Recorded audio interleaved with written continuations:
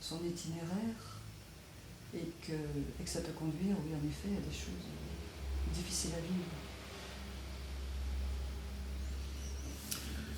Il faut faire très attention en marchant dans toutes ces choses-là parce que, évidemment, les points de rupture, les points de front sont toujours évidemment des points frontières. C'est pas ce qui fait la loi, la moyenne. Bon, et donc il ne faut pas non plus surévaluer ces questions-là.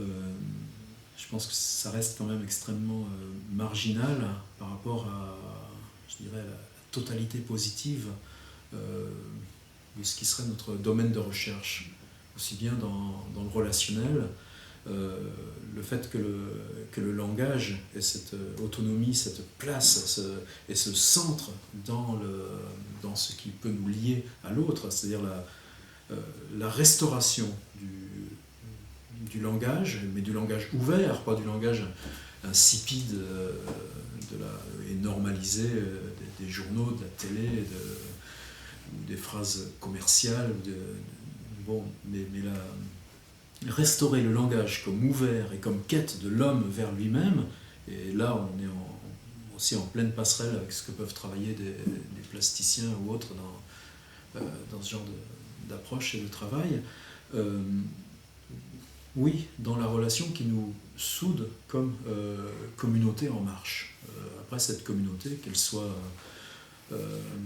éducative, citoyenne, thérapeutique, peu importe, l'ouvert a strictement la même dimension. Par contre, là, ça devient immédiatement plus compliqué. C'est-à-dire que nous, pour faire travailler cet ouvert, on a besoin de la frontière, on a besoin des marges. Ce qu'ont à dire, ceux pour lesquels le cerveau présente un dysfonctionnement, nous renseigne beaucoup plus sur nos propres frontières. C'est justement ce qui permet d'ouvrir la normalité, d'ouvrir la norme. Et dans l'usage, tout à l'heure je parlais de totalité positive, dans un rapport d'éducation, c'est-à-dire intervenir avec des gamins en première année de fac ou en première de lycée qui ont la rage de découvrir, d'apprendre, qui ont une soif de beau constituée, pour savoir comment on peut travailler ensemble vers le centre. Moi j'ai besoin d'éclairer avec les petits projecteurs qui viennent de cette radicalité-là.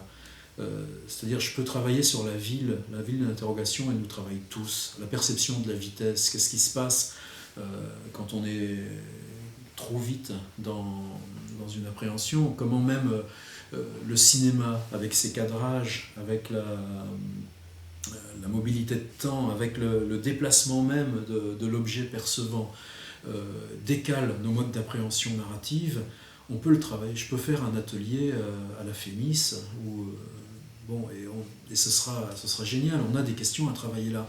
Mais pour travailler ces questions-là, moi, j'ai besoin de les expérimenter, je dirais, au ras des pâquerettes. C'est-à-dire travailler pendant 4 mois, chaque jeudi, tout un hiver, avec des sans-abri et un type qui dort sur un carton dans une entrée de garage et qui reste dans la même rue parce qu'il a une borne qui l'enlève pour que les gens puissent garer leur voiture et puis être rétribués comme ça. Tout d'un coup, l'énonciation de la ville que lui me fournit va pour moi me renseigner 1000 fois plus. Elle va m'ouvrir le domaine de questions que je vais travailler à la fac de sciences ou avec les étudiants de la Fémis. Et ça, c'est une complexité. Il faut garder cette ambiguïté. C'est-à-dire qu'il y a d'un côté la constitution de ce qu'on fait comme recherche collective, et on est nombreux maintenant à être sur ce créneau-là, et en même temps le fait que pour appréhender ça, on ait besoin de se nourrir de toutes ces expériences singulières et extrêmes. Et là, le pacte n'est pas forcément dans la même teneur. Nous venons à eux avec un besoin qui est formulable, énonçable, un besoin qui est citoyen, c'est-à-dire que travailler avec des sans-abri, ça induit forcément un rapport à la mort, puisque c'est peut-être ça qui reste pour moi après, c'est-à-dire que c'est des gens qui sont capables de formaliser leur propre acceptation de l'autodestruction. Donc quelque chose pour lequel il n'y a pas d'autre échappatoire que la mort. Et c'est à la fois terrible et fascinant. Donc ça veut dire que si on travaille avec 32 zigues, au bout de l'atelier, on s'est, dans ce travail qu'on a fait, quand le livre est sorti, il y en avait déjà 13 qui n'étaient plus. 3 ans, 4 ans après, on a toujours, on apprend qu'un tel ou un tel n'est plus. En même temps, il y en a d'autres qui ont parcouru le chemin inverse, etc.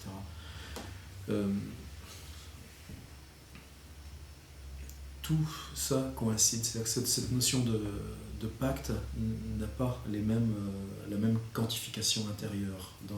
Par contre, l'énonciation est la même. La notion d'implication, pour moi, animateur, c'est un mot que je refuse totalement. Je ne comprends pas qu'on puisse s'autoriser à prononcer ces mots-là. Animateur, non. Comment peut-on les nommer alors quand ils ne sont pas écrivains, tous ces gens qui font quand même un boulot super? Je les laisse faire, trouver. S'ils considèrent que c'est animer la chorale ou animer le mercredi après-midi, animer la soirée pour une personne âgée ou l'animateur de mariage qui veut mettre des palmes aux gens pour la danse du canard, c'est libre à eux, ça ne me regarde pas, c'est pas mon taf. Par contre, j'apprécie énormément le côté rituel de ce à quoi on pratique quand on a décidé qu'ensemble on va faire ce voyage. Je ne connais pas d'atelier pour lequel ce ne soit pas posé en amont. C'est-à-dire je ne suis pas l'écrivain avec des articles dans les journaux qui descend de son piédestal et qui vient faire un truc. De toute façon, la plupart du temps, on serait chanteur, on serait animateur d'émissions télévisées, on aurait peut-être ce statut-là. Il y a longtemps que pour la littérature, on ne l'a plus. Au contraire, je pense que cette appellation, l'écrivain, qui devient complètement banalisée, est géniale dans la mesure où on n'exprime plus que celui qui va médiatiser l'écriture de l'autre. On est complètement...